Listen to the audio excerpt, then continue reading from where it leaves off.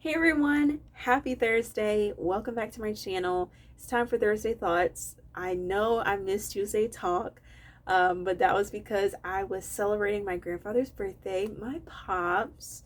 It was his birthday on Tuesday, and so we spent time with him and just celebrating him, and it was very special. Nothing big, but just celebrating and spending time together, and yeah, that's basically how our Tuesday went. So that's why I missed out on Tuesday Talk, but we're back now. So happy Thursday. This past week has just been a roller coaster. Last week I was helping at a local church for a vacation Bible school, and then we had Bible study, and then last Wednesday made 2 years since my grandmother passed away. So got through that day. And then 2 days later, on this past Friday, it was my 2 year anniversary since my surgery, which is hard to believe. And then we had Father's Day, and then on Sunday, and then Tuesday was my grandfather's birthday. So it's been a eventful week, and so things are starting to slow down now.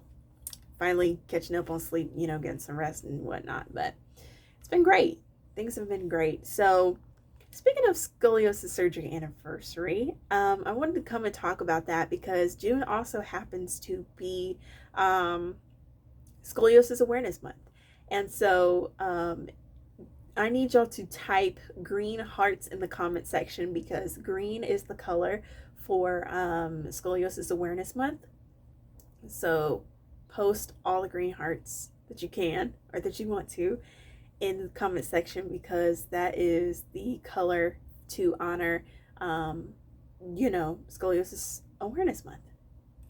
I've talked about this many times before on my channel that I had a major scoliosis surgery. It was 5.5 hours long, and not many people know the full story from beginning to end, and probably no one will ever know the full story because it's just so long and so many details that went into it. So on September 18th, 2018, I found out I had scoliosis because of Hurricane Michael hitting a month after, and getting through the holidays and also personal stuff and just school. I got x-rays on February 26, 2019, so the next year later, and I finally got x-rays to confirm that I actually had scoliosis. My first appointment to UAB was in March 2019. We chose UAB as our hospital because many of our relatives have been there for other surgeries and other appointments and whatnot and have always had great service there. And so we just felt, like UAB was the place. And it's not too far away from, not very far away from our house. It's a 5-hour driving time, but we wanted something that was close but still good. So we chose UAB. And so that first appointment I had at UAB in March 2019, that was the first time I saw my x-rays. When we got to UAB and I saw the x-ray, my spine was already more than halfway curved and at least 76%. And it was very unexpected. I think it kind of blew me away at how weird it looked. It made sense all of a sudden why I was hurting as bad as I was, because literally 3/4 of my spine was curved. And so because of the severity of the spinal curvature, we had discussed plans for surgery very quickly. And 3 months later, I had my surgery. It was 5.5 hours long. I stayed in the hospital for 5 days, even though it felt like a month. It felt like I was in the hospital for so long. And my recovery lasted 6 weeks, and I was able to go back to school for my 7th grade year with accommodations for a locker and a rolling backpack so I wouldn't have to carry stuff on my back. I get asked a lot of times about my scoliosis surgery journey, and it's sometimes emotional to talk about because it was at a very hard place in my life. I did lose my grandmother. Well, no, I did not lose my grandmother. She's in heaven, praise God. But my grandmother passed away 2 days before my surgery, and so that was something that was very hard to go through and experience. But I like to answer these questions to raise awareness, and it's just very important to me. So my first question that I got is, what would you recommend doing before scoliosis surgery? for me, what I did was I spent as much as time with family as possible, because when you have that surgery, you are on a whole different dimension, okay? So spending time with friends and family was huge for me, because being with them was my security blanket, honestly. Most of the stress went away when I was with them, and that wasn't always on my mind as much when I was with them. I mean, it was something still that I thought about, but being with other people just made it better. So yeah. The next question that I get often is, what helped you get through this journey? Honestly, worship.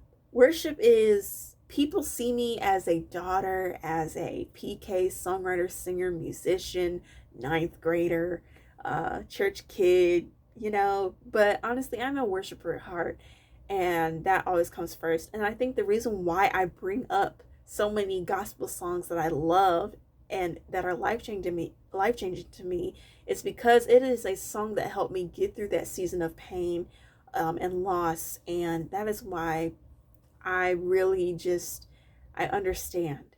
I understand the lyrics in it, and it does something to me. So there were so many times when I didn't have the strength to go to church or to school, because I was carrying so much on myself mentally, emotionally, and physically, um, when no one had a clue what was going on. And but worship was the main thing besides my family that helped me get through. And I just need a shirt that says "Take me to where the worship is," because wherever worship is going on, wherever it's happening, I want to be there. And I also agree that, you should create worship in your atmosphere. I do that all the time, but take me to where the worship is, okay? Number 3, this is the last question. What is something you'll never forget about your journey? I will never forget it. I will never forget that this journey takes patience.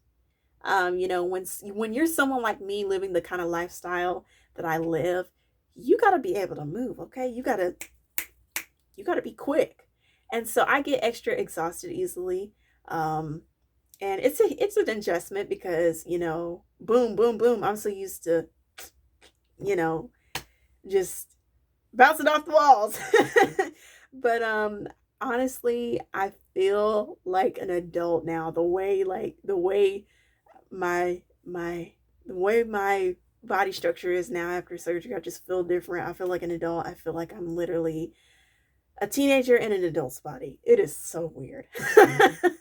But I will also never forget the amount of support that I had from my family, my friends who I call my family. Obviously, losing someone very close to you and getting surgery in the same week, that is a huge undertaking, and something that I had never thought that I would experience in the same week, 2 days apart. And the overwhelming amount of support from my sisters and my brothers and god cousins, aunties, and uncles, I mean, and friends, was unbelievably big. I mean, so big. And every other day leading up to my grandmother's funeral, after I got home from the hospital, there was at least one of our friends from either church or school that I was hanging out with at the house, or video chatting. And yeah, rough seasons of life will really teach you who your friends are and who will be there to stick with you through everything that you're going through. And I'm so grateful for those that did stay with me and that never left my side, even though it got hard. So yeah. So happy Scoliosis Awareness Month. I wanted to kind of do this video to raise awareness, because um, scoliosis, it is a very real thing, and something that I had to experience and go through. And it is a journey that has really just taught me so much, and it's just always stuck with me. So anyways, I'm very, very grateful that I've made it this far, and it's just a very unexplainable feeling. And soon I will have an appointment at UAB to see how I'm doing 2 years after my surgery. I missed my 1 year appointment due to the pandemic, but things are kind of clearing up now, so to where we can go. And plus it's summertime, I don't have to worry about going during school. So yeah, so I am very, very thankful and grateful and excited and blessed. But anyways, that's all I wanted to say. Happy Thursday. And I love you all so much. Bye.